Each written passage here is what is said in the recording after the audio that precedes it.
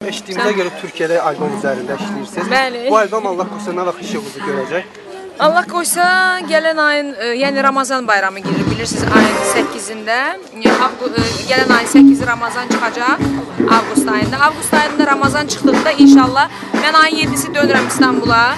Murad Küçü ilə bərabər bir klip üzərində işləyəcəm. Döndükdən sonra orada albomum artıq Ramazan bayramında işığınızı görəcək və təbii ki bir də Ramazan bayramı bitdikdən sonra qızımın burada defiləsi olacaq. Aysun, bugün də balaca qızımın adı.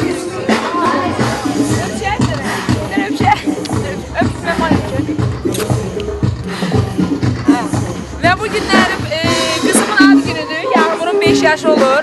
Əslində çox təmtaraqlı, çox bir şey istəmədim.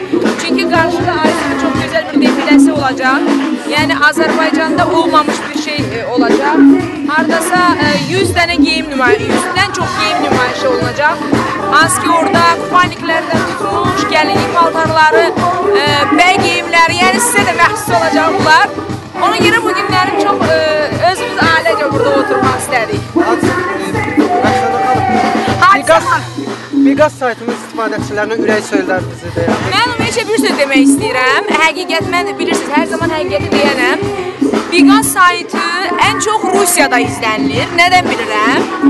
Yəni, orada bir dənə xəbər siz verən kimi mənə Rusiya... Bu mənim qızlarımın adıdır. Bu da bilirsiniz, imzadır. Onunla liderimiz Heydər Əliyevin imzasıdır.